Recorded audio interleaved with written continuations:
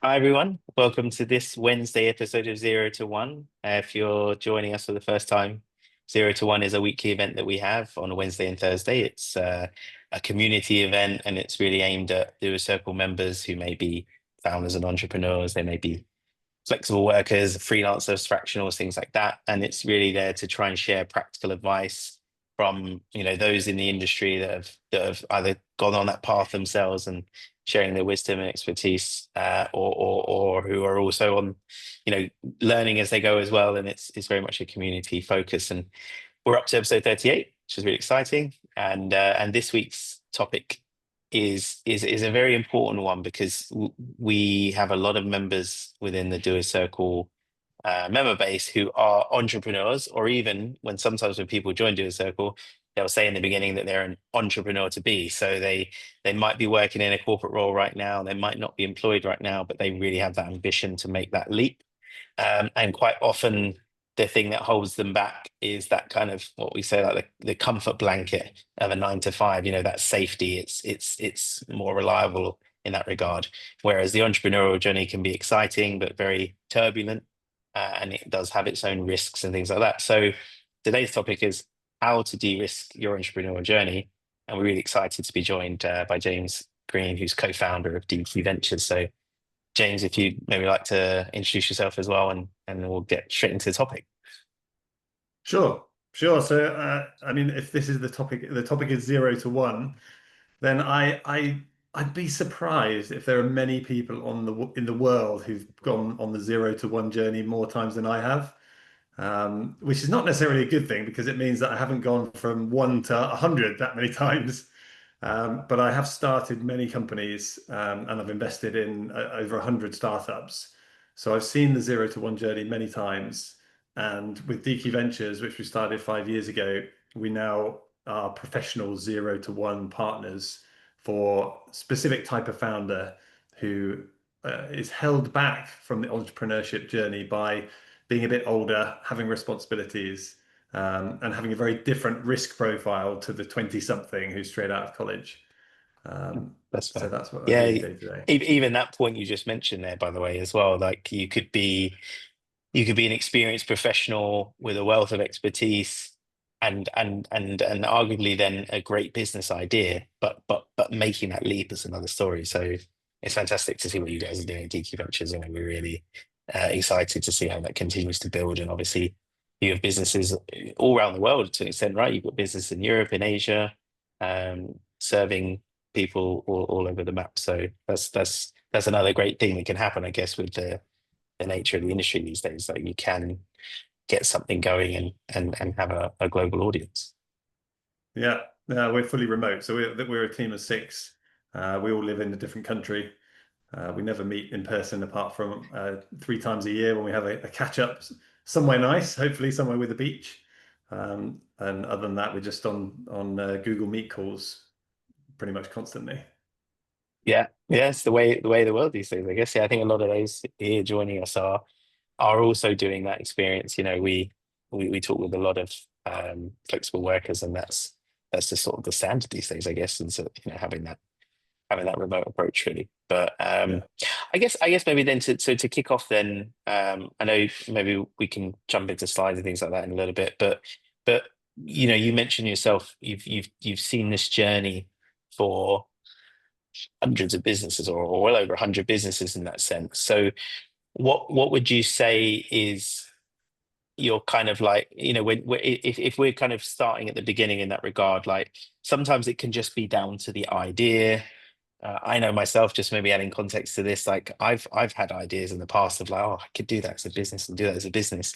And then I tend to be quite self-critical. So I might say, oh, actually, maybe there's already someone who does that, or maybe it's not viable enough, it's not going to be a revenue generating thing. So like, I guess, like, how do you do that, almost that qualification and guidance process when you talk to entrepreneurs about that initial uh point of getting started? Yeah, well, I will talk about that in a bit, but just to kind of give an intro to that, I would say that the big mistake that almost everyone makes is trying to go too broad too soon, and also not validating that there is a market need before starting, before committing. And so basically what we do is we validate that there is a need, that there is a business there before our founders quit their job and join. They basically we're like the co-founder for the first 10 to 12 months. And then Yeah. once we've got a real business with real customers, then they come in and take over. And the thing that we see constantly is a very generic value proposition with, I mean, the classic worst thing that you can ever say as an entrepreneur, especially to an investor, is this idea can pretty much work for anyone. And Yeah. that's a guaranteed rejection because if it can work for anyone, then it means that it's not perfect for anyone, Yeah. anyone specific. So we constantly say niche down, niche down, niche down, niche down. Think of your business like a thin end of a wedge. When you start, you have to be serving one customer and it has to be perfect for them. And you can get to the other customers later, but most people never do because they never get that first paying customer. And it's surprising Yeah. how few ideas people are really willing to pay money for. People, your mates will tell you this is a great idea. Yeah, you should do it. Go for it. But actually, you probably shouldn't because in your case, you didn't know if it was a good idea or not. So you need to get that validation. Yeah. Is it a good idea Yeah. or not? Yeah, that's a fair point. And yeah, I'll be honest in that example I gave, like I hadn't gone to that step of validating. I think if I were to do it now, I certainly would have that in mind, um, from the experience of obviously talking with entrepreneurs on a regular basis, but also doing a bit more reading into the topic and everything as well. But I Yeah. guess like without obviously, I know there's probably a long process and there might even be a secret source to some of these things in a sense. But like if you would, if a founder were here right now with an idea and they wanted to get started with validating something, like what would you recommend for them in the sense? Like what would there be? You said about like, is it talking to your friends? Is it actually not talking to friends? Is it going and talking to other people and proposing something to them? Like what would you start with? Yeah, so it is definitely talking to people, and it's amazing how these days, especially when everyone's just relying on messages rather than actual phone calls, people are quite reluctant to get on a phone with somebody, especially a stranger. And when you've got this idea that's quite dear to you, in a way, it's quite ironic, really, but in a way, you don't want to reveal it to the world in case people say it's a bad idea. Yeah, You want to postpone that moment of realization when actually that's exactly what you should do because if it's not a good idea, you should be thinking about something else. So yeah, I would say, yeah, talk to people. If you have to, talk to friends, but know that your friends are going to probably encourage you because they want to be nice. Ideally, talk to people you've never met before, and don't just talk to them. Try and sell them the solution. And if they'll tell you if they pay you some money to solve their problem, you know that that's a problem worth solving. But if they just say, yeah, yeah, that's annoying. Yeah, you're right, that's annoying. That's not really validation. So you have to dig deeper, and get people to take action, which is much harder than yeah. we think. Yeah, you're right. That is a lot harder. And as you said, your friends are going to be mostly trying to say something not to hurt your feelings in that regard. Although they do say a good friend is someone who can be critical in that sense, right? If you're doing something that's not a great fit, then the best friends will say to you, "Hey, like maybe a pivot is in order in that sense." But yeah, I think as you said, yeah, having those discussions as many as possible, that are obviously relevant, and try and find those paying customers. I remember I read a book last year, $1 Million Weekend by Noah Kagan. So he founded I'm ready. AppSumo. Oh Yeah, yeah, so he founded AppSumo, and he has a tactic, and the whole title $1 Million Weekend was kind of also around validation, business validation, and he was saying on a weekend, like just go to people in your network and say like, would you spend $1 on this or whatever it is that the service was, and if you can actually get somebody to give you that money, you said, then you've got an idea, at least you've got somebody who's willing to pay for it. I think in the book example, Mm. we talked about a friend who had these like it was like a golf vacation service, like a concierge type thing for golf things, and he managed to get like five five people in his network to sign up, and then he booked it, and that kind of helped him validate it, and then off he Yeah. went, you know, and that was before any website, before any brand name, before Yeah. logos, anything like that, you know, like you kind of need to get that concept nailed first, really. Yeah, that's exactly what we do. So we get customers before we've got a company, before we've got a bank account, logo. Usually we've done a logo and a website actually, because that's often a core part of building a funnel. But I know Danny in the chat has said, so a paying customer is a validation already. In many cases, yeah, I think that's the ultimate validation. And even better than a paying customer is a repeat paying customer. So somebody who's paid more than once. So we're working with a founder at the moment who has got it's a cleaning product actually. It's quite unusual for us that it's actually a physical product. And he's made a long list of potential people that might want to use this product. Um, but he's also got 10 repeat customers and he hasn't spoken to those 10 repeat customers. So one of the first things we did is say, right, get on a call with these repeat customers because they know something we don't, which is why they are buying again and again and again. And whatever that is, let's record their words and then find more people that have that same problem and sell and tell them what the solution is in the words of the customer. And that's way better than trying to dream up who your potential customers are. So Danny, if you've got a paying customer then and you haven't already got them on a call, then please do, because that's the ultimate way. Just Yeah, just I think so. from the rest of your audience, sorry to talk over you, Jamie. No, no, But you're fine. Evelina, Lana, and Matthew, I'd love to know what phase of your business you're at. Like, are you just starting? Have you got businesses that are already working? Uh, what are you struggling with? Because then I can try and answer your specific queries to give you the most value possible rather than talk generically about 0 to 1. So if you want to put something in the Yeah. chat, then I can definitely try and answer it. I know Evelina is working solo at the moment. She is also looking at opportunities at larger companies as well. But you know, for sure, I know that there could be an angle with the marketing expertise that she has as well. So I won't speak for you, Evelina, obviously, but we talk very often. Evelina joins most of our sessions, so I'll at least preempt it for you, and you can add a little bit more context to it. Lana, I know you've just joined us this last week, and you met Hella early this week as well. So it's good to have you here as well. Um, yeah. So okay. So we've got a few more points here on that. So and Matthew, please. I don't think we've connected yet before, but please do share your own thoughts as well. It'd be great to hear. So Danny's also added, he said he's hired his first staff a year ago, but for him, he's struggling to kind of get that consistent sales to make ends meet in that regard. So Yeah. I guess would it come back to what you just said then in the sense of like where there were sales before, go back to them as a priority, try and have those conversations, figure out what it is that was good, what how to position it, I guess, how they see value in it. Yeah, I would say that the majority of businesses aren't very good at nailing their value proposition and who their ideal customer is. And that can only really come from talking to customers, understanding why they bought in the first place. And if they're renewing, then why are they renewing? And if they're not renewing, what was it that they signed up for that they thought they were getting that they didn't get, and that Mm, they probably still want it.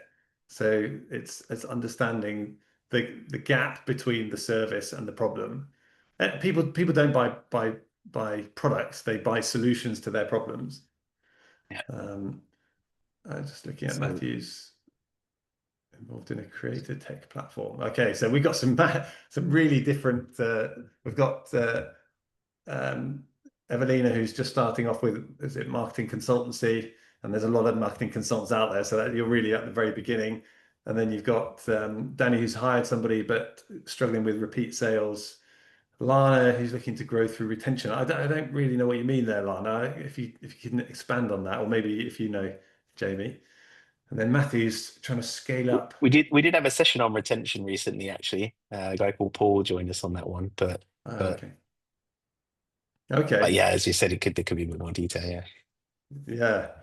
Yeah. So he's seen a creative tech platform that's done well and is looking to do something in a different environment in Singapore. So I know Singapore really well, and I definitely think that's a very viable strategy. Rocket Internet, if you've heard of them, they built an entire massive business by copying existing ideas in a different market and being the first to market in a new geography. So that can be, and you've probably got the playbook for Yeah. that. So it And, I different think markets have different. Magnus, right, the founder of Antler, he was part of that at one point as well, He was, yeah, and now they're doing a bunch of other startup things and stuff as well. So yeah, it can all scale from there. yeah.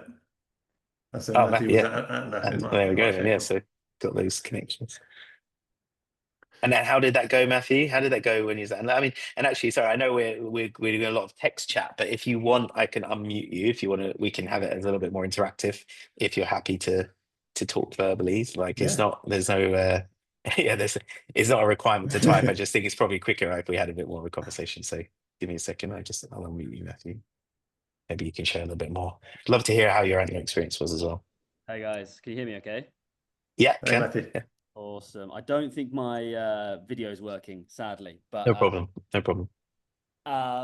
so yes, Antler experience was great. It kind of lined up for when I finished in my last role. And I actually applied almost speculatively, not going in with a very specific idea, but looking to connect with other prospective founders, which I did. And I learned lots along the process. But those that were successful and actually got the funding at the end of the cohort were the ones that did actually go in with more of a specific idea up front and then found other co-founders on their journey and then got the funding. We never really landed on an idea that we believed in enough. We did get offered an extension in our investment committee, but I then sort of was like, okay, I need to focus on my bread and butter, like what services I offer, i.e. the creator platform I mentioned. And ultimately that creator platform in today's age of VC funding isn't VC backable because it's, very 2020, maybe even 2018, who knows? So yeah, that's my Antler experience. I mean, I would say most businesses are not VC backable. I know Antler really well, actually. Indirectly, I'm an investor in the management company. I invested in a VC fund which backed Antler at the very beginning, so I know them and know Magnus pretty well. They're a great business, but they are like any VC. They're only interested in the business that's going to get to $1 billion valuation, and they'll tell you that as well. I'm sure they probably mentioned that to you. And most businesses will never get to $1 billion valuation, but that's not a bad thing. So in our business, we actively ignore anything that is kind of chasing a unicorn outcome because it's just fraught with risk for the founder, risk for the investors. Unless you are really, really good at backing the right teams, you're probably going to lose your money.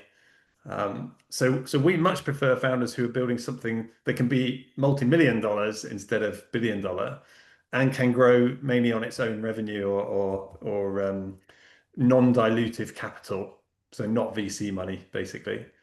Um, and that's depending on where you are in your career. If you've got a few goes in you, if you're you sound pretty young, Matthew. If you're in your 20s to early 30s, then you can afford to have a couple of goes, maybe fail a couple of times, and then eventually, hopefully, one of these works. But if you're longer in the tooth and you're in your 40s, like I am, or nearly 50, then you can't really afford to mess it up. So so So you've he got to said get it mid right. 30s, by the way. Yeah, So I yeah. saw this. Yeah, so the question is what business has the most chance of not failing rather than what business has the best chance of becoming a unicorn? And those things look very different. So anything that's consumer facing, really difficult, really capital intensive, you kind of need external funding for anything that sells to consumers. So we always build in B2C, sorry, B2B, and anything that's services related. Yeah, Danny's in his 50s, so you need to get it right, Danny, same as me. Um, and yeah, and I think Lana, actually, you're in a good place because if you are offering services, then you get value straight away. You do the job and you get paid, and you're breaking even with the first job. So we love businesses that start off providing some kind of service that you get paid for, but then over time you can productize, i.e., you can automate. You can automate by maybe you outsource a load of the work to the Philippines, which a lot of people do, or maybe you can build AI agents to do a lot of the heavy lifting, and then you can create economies that way. So Yeah. yeah, so I would say thinking about the kind of business model that you're building makes a massive difference. Yeah, and just wanted to add as well, James, like what you said a minute ago about the kind of VC dream, I guess, in that sense. I think obviously it's become well publicized. You know, you hear of the big Silicon Valley companies getting huge valuations and exits and things like that. But being realistic, there are hundreds of thousands of businesses that start every year, and it's not a necessity to have to get to that sort of point. I think you want to get to a point where, you know, especially if you're an entrepreneur, usually you're chasing a passion of yours, something that you feel strongly about or you think adds a lot of value. And that in itself is the validation once you're able to figure out that fit. And then it's about, okay, what's your exit target in that regard? Like if you say, right, I want to get to a certain point, then that would be your guiding line. And then you can work out what steps you need to take to get to that point as well, rather than thinking, oh, it has to be billions of dollars in that regard. And you know, we speak to a lot of other founders, and they would actually rather maybe talk with, be it say a high net worth individual investor, or perhaps maybe a family office, because it connects a little bit more with their kind of ethos as well. So there's no one size in that regard on how to kind of get those things funded, but definitely don't have to go down the VC route if it's not I a mean, good fit for your.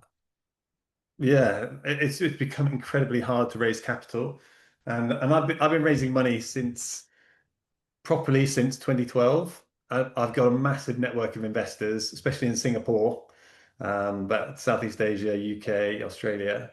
And I've just tried to raise money for our business. And I spoke to 332 investors that I know personally, or that I was introduced to by somebody I know, which is pretty impressive Yeah. network-wise compared to what most people have access to. And we've got a business that's doing about twice as well as an average top quartile VC fund. So the numbers look really compelling. We've got an excellent team, and we raised a quarter of the amount of money that we were trying to raise. Fortunately, it was enough, but I think it's about 10 times harder to raise now than it was back in 2015, 2016. 10 times Was there any harder, and it was feedback it on was that? hard then. Like, because obviously you No, spoke to a lot of people. Was there anything? Is it just like, oh, it's not a good market right now, yeah. or we're really like specifically focusing on certain projects or something like that? Like, was there anything, So any insights on it? so there's a bunch of reasons. So the first reason is that most VCs have no money. So you'll still find these VCs because they're still there, but they're trying to raise their next fund as well, and they're probably failing, which means they've got no capital to deploy. So they might take your call and speak to you because they might hope that they're going to have money in a few months' time, and they might be able to invest, but you're probably wasting your time. The VCs that have money are probably the better known ones, and they are looking for the cream of the cream of the cream. And it probably isn't you, to be honest. It's not me either. It's not personal, but you need to be the right person in the right place at the right time. It's probably building something that is quite deep in the AI stack. And you probably need to be an AI engineer or have a very good AI engineer on your team for people to want to speak to you. Um, so that's the VC side. I mean, most people should just forget it. I think 95% of founders think that VC should invest in their business, but actually it's probably more like 2% that they're interested in. And I spoke to a VC who told me that 99% of their job is telling people no in a nice way, and Oh gosh. 1% of their job is begging founders to let them invest because they all know who that best deal is because they're scaling crazy speeds, especially Yeah. now. Like they're reaching $10 million in recurring revenue in less than a year.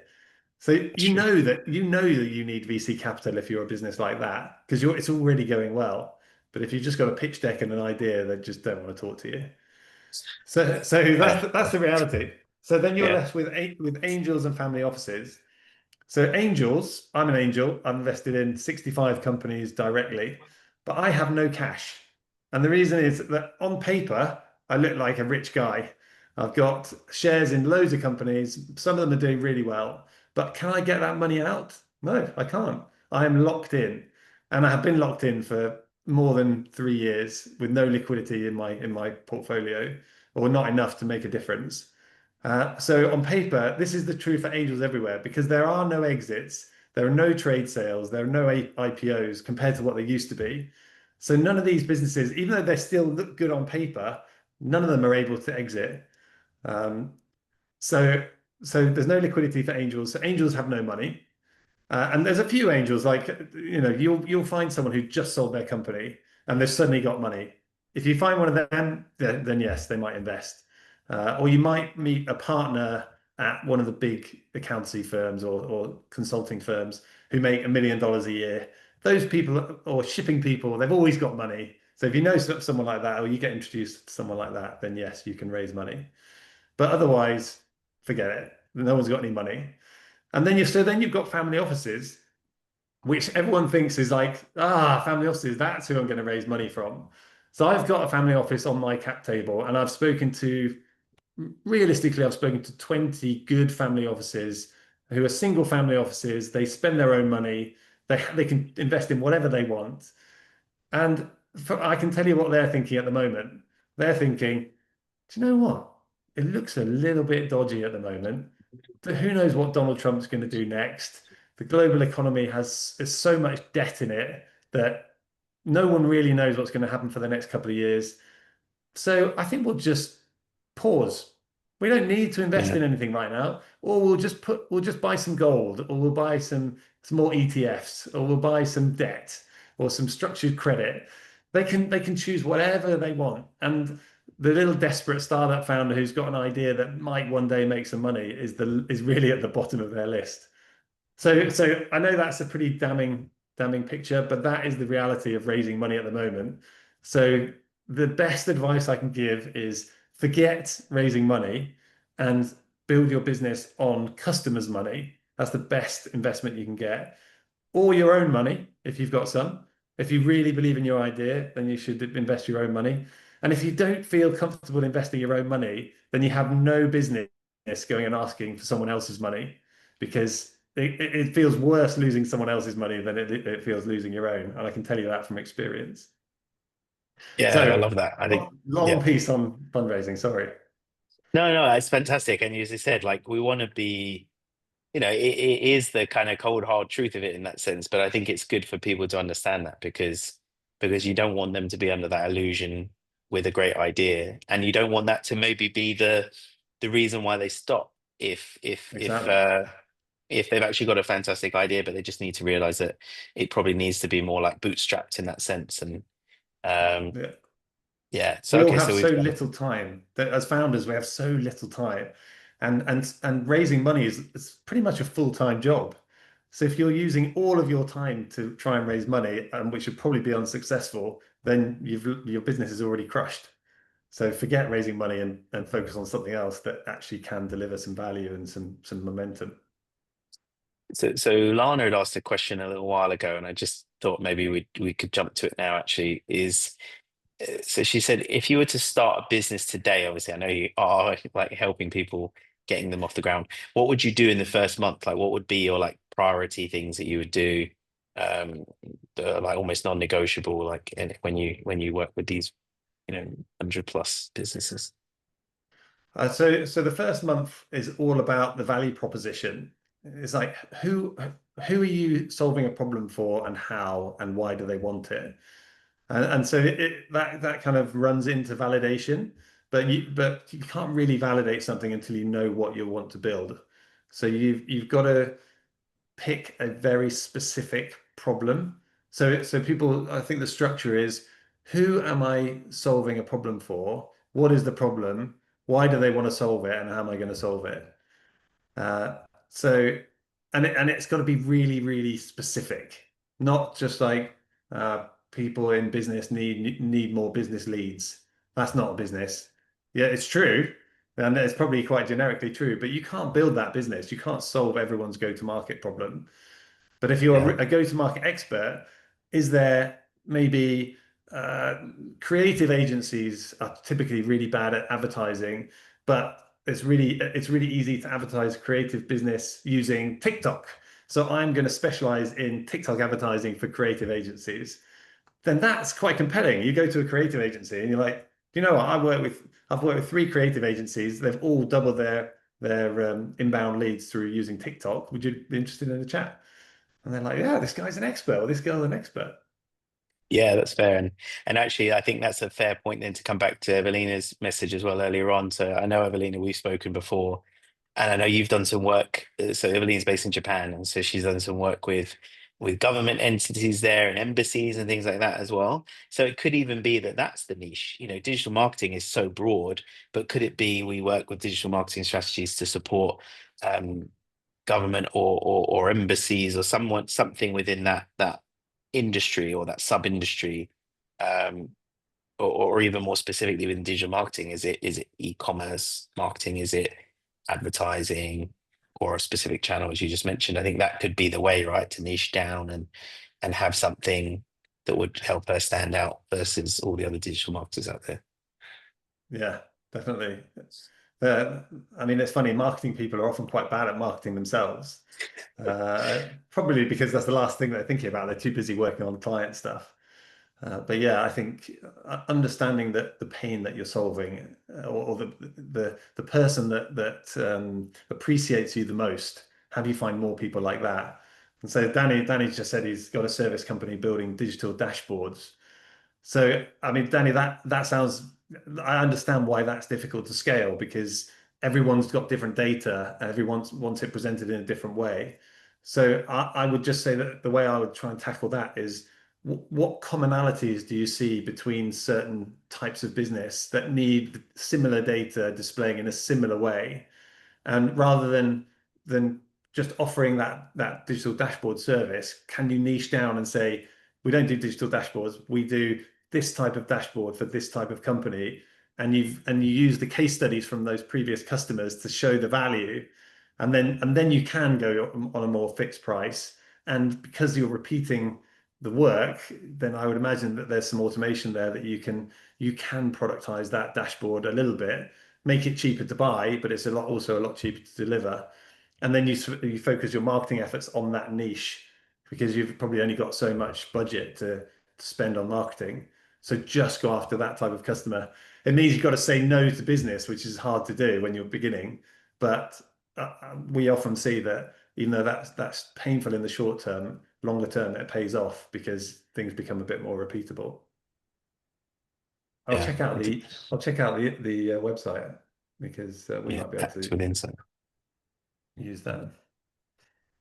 Yeah, so Danny's actually been a Do It Circle member for quite some time. Actually, we helped him do the corporation before as well. So he's always giving some great feedback to us as well about how we can improve. So yeah, we appreciate what you're doing, Danny. And if we can help anyway, just let us know. Maybe we can set up some time as well. How to find out a little bit more about the types of customers that you're looking for as well. Because the great thing about Do It Circle with its wide base of members is there might be potential customers of your service in the member base. So it's how do we get you connected to them as well. So do let me know if that's something you want to catch up. Well, can do that.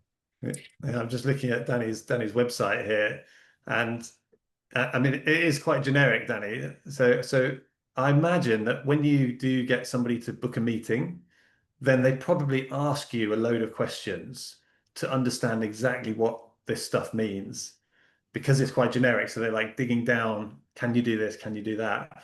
So can you record those questions that they're asking you and turn that into content, or even use that to make your landing page more specific, so that you probably know from those conversations whether someone's a good customer or not when they start talking. So I would try and record those words and actually put those same words on your website so that you're answering them before people even contact you.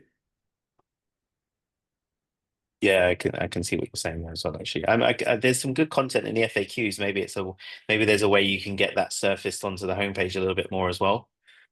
So because you're already answering for those questions, if they are the ones that have come from the customer side, I guess if they're ones that you've anticipated a customer asking, then you might want to review, as you said, James, from the recordings that you've had. Yeah. There's some and look, AI tools are great for that as well. Sometimes, like I've asked AI tools, like something like Perplexity is a research tool. I've said, right, like through the lens of a user experience, do an audit on this page. If you know a framework to follow, then that can help as well. So there are certain like UX frameworks you can use to have it assess it, or you could just say, imagine you're a skeptical customer who is in that kind of category that you are working for. So is it, for example, like a head of IT or something like that? Like what questions might they have after seeing this page? What's missing? And that might prompt you with some ideas as well. Obviously the best is from customers, but at least while you're building that up, you might be able to get some insight from using those tools. It all comes to the prompt, I think, really, than anything. Yeah. Evelyn has put a message in the Q&A just saying, I'm aware that the market is saturated for marketing consulting services. What are some risks I should be looking out for?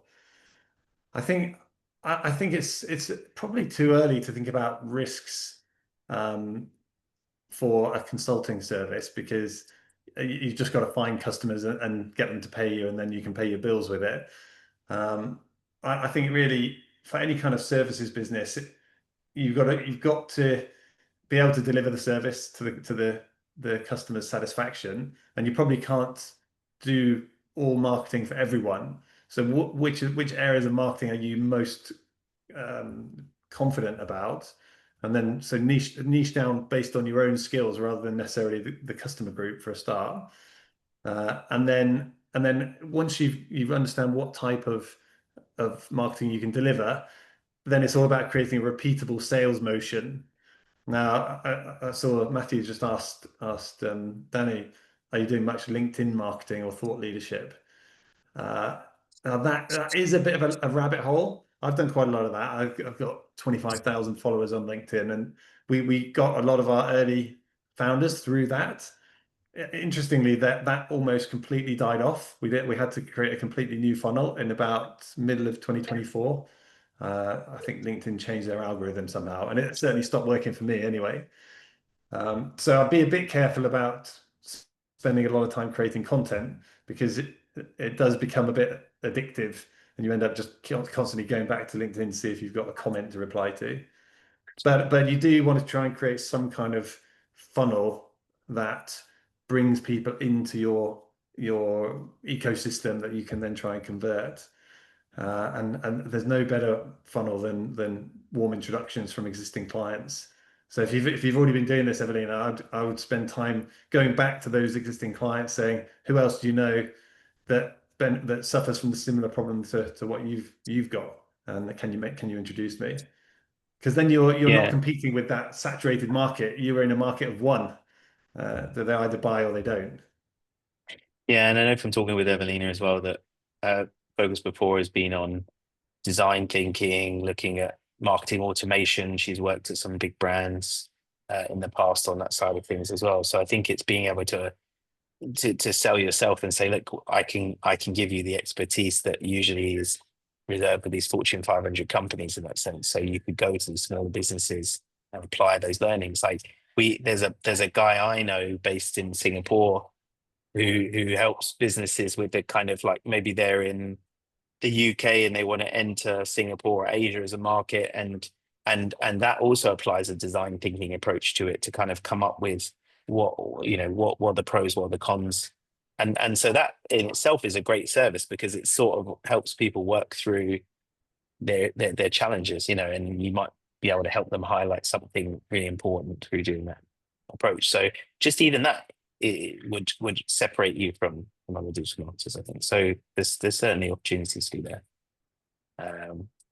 I see we've got some other questions as well. So Matthew also said he's curious to know a little bit about how DQventures works. So I know you touched a little bit on it at the beginning, but like, maybe if you share a little bit more, because and I suppose there are other venture builders out there as well. Maybe they will do it a little differently, but like from your point of view, like how do things work at DQventures? Yeah, so most venture builders are coming up with ideas themselves that they think that they can make work, building the start of the company, and then finding somebody to come and run it so that they don't have to continue being the management team. And so we do things quite differently. And in fact, I didn't even know venture builders existed when we came up with the idea for DQ, which was, I don't know. I don't know if there weren't that many back then or if we were just a bit naive.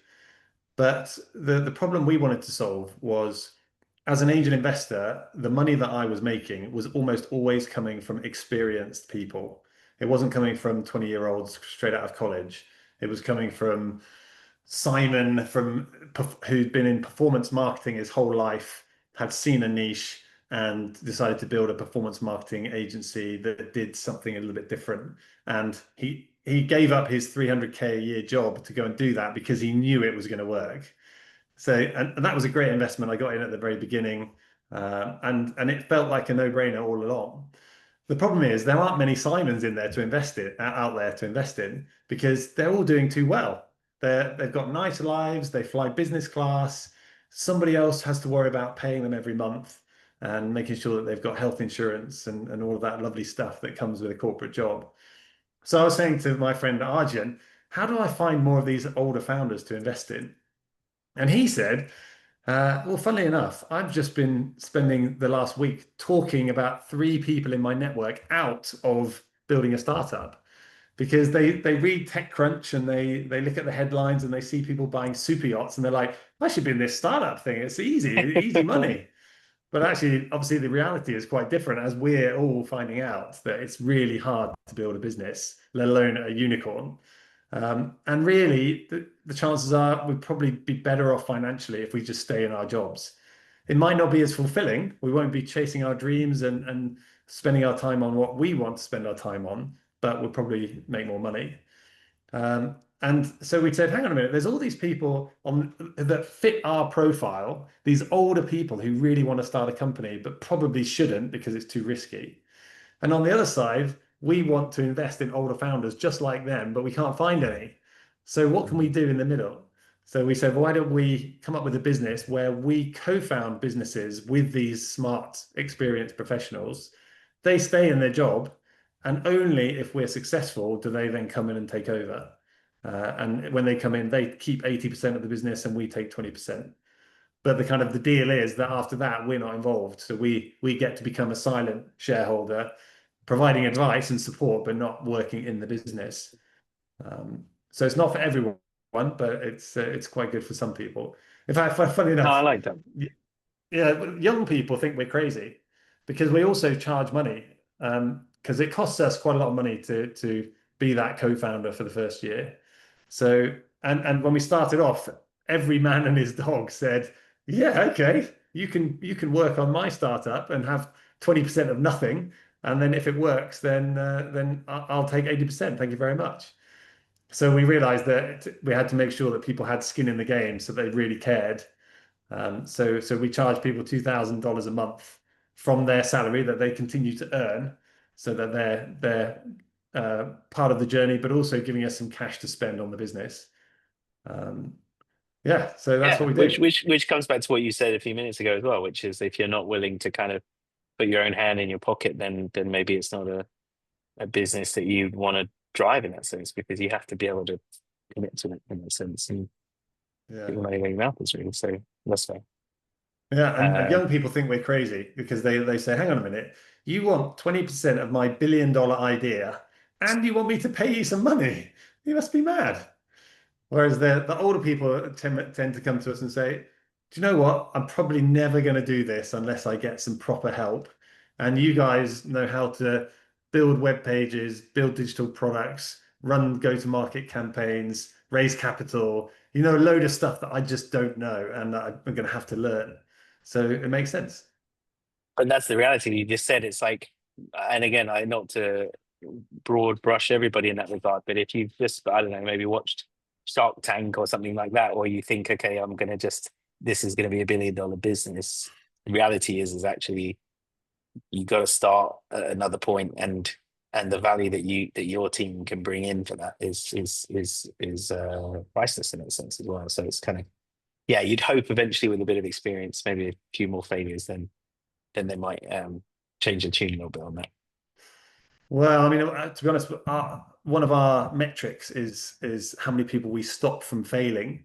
So we're committed. Even when we say to people that we don't want to work with them, we give them feedback on why, because it's probably because we think the business isn't going to work, and we want them to stop wasting their time and money on that idea as part of our kind of giving back to the ecosystem. Because I've met quite a lot of people over the course of doing DQventures who have spent. I mean, one guy spent $500,000 of his own money trying to get his startup off the ground. I mean, he obviously had $500,000 in the first place, so that's a pretty good thing. But at the end, he didn't, and he had a business that had no customers and had a very complicated tech product that nobody was using. And we want people not to make those mistakes because their families are going to suffer and they're going to suffer. Yeah, that's kind of that sunk cost fallacy, right? I guess that can happen with businesses. You know, you've put so much passion and money into it that you think, oh, just a bit more, and it's a bit like gambling in a way, right? You know, you're not going to win in that sense if everything is telling you that this is actually not a good idea, then unfortunately you have to make that hard decision to stop. Yeah. And so one of the points, I guess, like for the overall topic of the day, because I know we're getting closer to the end of the hour as well, was like maybe examples of businesses who had transitioned into being more like de-risking in that sense, because I think you've covered some really good practical beginning and just after that beginning step in that sense. But like maybe if you could talk a little bit just briefly about some examples of where, you know, the before and the after, I guess, maybe, like, so people have that guidance. Yeah, because I think this is actually quite useful for people understanding where to focus, because what we're looking for in founders is some kind of competitive advantage. Like, why will this person succeed when someone else won't? And I think that's a really good lens to turn on yourself when you're starting off in a business. Like, what am I better than most people at? And why will I be successful? So if I go through a list of companies, so we have a recruitment agency called We Network, which I think is probably one of the fastest growing recruitment agencies in the world. They're now in 7 markets, and the guy that runs it, that we invested in, is he was running quite a big recruitment agency out of Indonesia and then out of Singapore. And I mean, this is a pretty obvious one because he kind of just does what he's always done. But we backed him because he wanted to exploit his competitive advantage, which was he knew the recruitment world. He was a really good biller. He knew that he could deliver income as well as anyone else, and he had access to markets that recruitment companies tend to find really difficult to get into, particularly Indonesia, Japan. These are markets that a lot of the bigger companies struggle with, but he had insights that he knew he could succeed. And now he runs this company that has offices in 7 countries and is profitable. And I spoke to him yesterday, and he told me that he's got proper imposter syndrome because the company's doing so well. I think they're turning over $25,000 every day now, and yeah, he's really That's come out impressive. the other That's side. impressive. But it's not a booming recruitment market right now either. I've got some friends who No, work in that industry, so that's fantastic. no, Yeah, they're I definitely know they're Paul found. there, by the way, as well. Yeah, Paul Clark. Yeah, yeah. So yeah, yeah, it looks like they're building a good team as well, which is good. yeah. So, and then another one is I'm just trying to give examples of people that lent into their unfair advantage. So we have a guy that was selling cars in the UK, he was working for a BMW dealership and multiple other dealerships prior to that. And he had noticed that there was a massive disjoin between the information that he needed in order to sell a car and the information that was actually available in the system. And that was just because the system was run by back office people, and the salespeople had nothing other than they actually used a whiteboard for everything. Everything went on the whiteboard. And when he was in his car dealership, he built an Excel spreadsheet to put the important information in from his customer conversations, like what warranty they wanted or what warranty was available. Did they want their tires refurbished or their wheels refurbished, and all sorts of intricate stuff. And other dealerships started using his spreadsheet. And he said, hang on a minute, this could be a product. And he didn't know how to build that into a tech product. So he came to us and we turned that into some software, which he now sells. So he's now running a company that sells software to car dealerships rather than selling cars himself. So it's that real industry insight. And then another example, I could go on, but the best example perhaps is we love founders who have solved the distribution problem. And the distribution problem is what everyone here is struggling with. Like Danny, you talked about it. I know Evelina and Lara. Is it Lara or Lana? Lana. You're all struggling with distribution, meaning you're struggling to get your service into the hands of new customers. So distribution is why we focus on B2B, because it's generally easier to sell to a company than to an individual. But we have one B2C company where it's a girl in Sydney called Rachel who had a nightmare journey with three Oh, I know children this one. Yeah, yeah, under three. And she didn't know, she wanted to go from London to Australia, just her, and she just didn't know how she could do it. It's 24 hours, toilet stops, sleeping, feeding. Like she thought she was super anxious, and she placed an ad to find somebody who maybe was going on the same flight who could help her. And she, after a lot of back and forward, she actually found someone, and she got featured in the press. She was in the Daily Mail, the Mirror, a lot of Australian newspapers. And she decided that she can't be the only person struggling with this travel anxiety that wants a companion.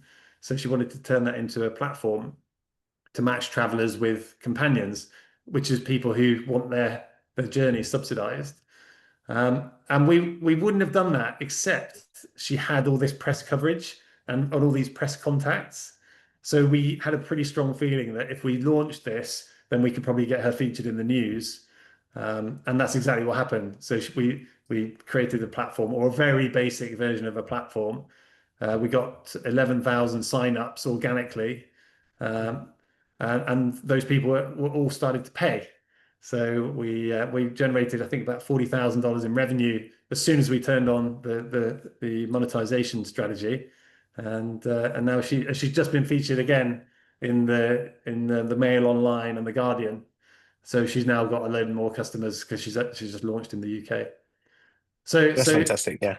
Yeah, someone who turned their experience into a business and their unique insights into a business is something that we believe in backing. That's called Journey, Matthew. Journee. Bit of a weird spelling. Yeah, I remember I was looking at Journey actually, yeah. And yeah, I think there's so many people that would have that conundrum, but you might not never know to put it into a business. And I think that touches 2 points you said. One is that kind of unfair competitive advantage, which is her access to to press contacts, which can obviously then drive traffic. And then secondly, having a good idea in a niche, which you can start and then productize in and scale it. It's I guess it becomes scalable the more you get people who join who want to be the companions, but then you also get people that are looking for the companions. So you're just almost networking those people in that sense. Yeah, I mean, it sounds easy in hindsight, but there were many times where we Yeah. thought it was going to fail. But we actually, I think one of the big unlocks was we changed the business model. So we were originally charging the person who wanted the help would offer up to $1,000 depending on the journey, and we were focusing on Australia to the UK. So they'd pay $1,000 to their companion, which basically subsidized their entire flight. There's a lot of students who want to go traveling and happy to carry some bags and hold a baby while someone goes to the loo to have their flight paid for. But Yeah. we were trying to clip the ticket. So we were saying, right, it's $1,000 minus our 10%, then you get $900. But you have to do an awful lot of journeys to make any money that way. But meanwhile, we had thousands of people who were signing up to get the journeys, but not all of them could do the journey. So only 30 or 40 would apply for each journey, and then the person would pick. And so we started charging a small membership fee. So if you wanted to be able to bid for a journey, or put your name forward for a journey, then you'd have to pay, and that's where Yeah. that made a massive difference. Yeah, that sounds fantastic as well. And I think you got to find those different ways, right, to make it as financially viable. And I know we're at the hour as well, but I just had a follow-on question because you mentioned those examples, how you built like was kind of a relatively simple platform to get it off the ground. I mean, where we're at these days with businesses, I know this is looking a little further ahead, not just maybe the 0 to 1 in the first 30 days, but let's say you've done a validation of the idea, so you've got a service. Maybe you haven't built a website or anything like that, but these days people are doing vibe coding and all these types of things, and sometimes it works, sometimes it doesn't. I've heard mixed stories on it, but like, where would you, if you were to build a place where you want those people to go? I know it's not necessarily a one size fits all, but like, what would you sort of recommend on that in that sense? Is it still get your website? Is it do an app? Is it um, something else, for example? They're definitely not an app. Never build an app, Yeah, because it's just a massive obstacle that you're putting in your customer's way. When was the last time you downloaded a new app? yeah, Uh, fair. Yeah. you know, Not, it does, not, not, not many. people don't like downloading apps, and the cost of customer acquisition for an app is extremely high. So I would say just make it as simple for the customer as possible. We build websites constantly, different websites for different messages. They're super easy to do these days. Waiting lists. So promote something that you don't offer yet and see if you can get people to sign up in advance. Ideally, pay something in advance to be on the waiting list. That's good validation. Um, and then when it comes to product, I mean, vibe coding, yeah, maybe, but most people don't know how to do that. So True. we just use the tools that are already available, and we select different tools for different use cases. And we actually invested in a no code and the software automation company that builds AI agents. So they're one of our portfolio companies. They were also right at the very beginning when we found them. So we use those guys because they know exactly Yeah. what they're doing, and it's cheap. Yeah, that's fantastic. And that's the reality of it as well, is that when you're in those early phases, it's going to probably just be you or maybe you and a co-founder. And so if you can use this technology to give you a bit more reach or automate some of those things because you're going to be juggling a lot, then use it, right? It's available to you. Obviously, just certain processes you wouldn't want it to. You wouldn't necessarily want it maybe doing your sales calls or anything like that, but definitely some other automations. Yeah. And then just one final point on that co-founder point. A lot of people come to us thinking that they need to find a technical co-founder, but I think that's a massive miss. Conception. Yeah, it's just it's not right. To build a technical product, you need a technical person, but the person that builds your MVP is not the person that is going to build your enterprise solution 5 years later. And they probably won't be able to do it. And they're probably the wrong guy completely or wrong girl completely. So giving that person half your company as your co-founder is pretty stupid, if you think it through.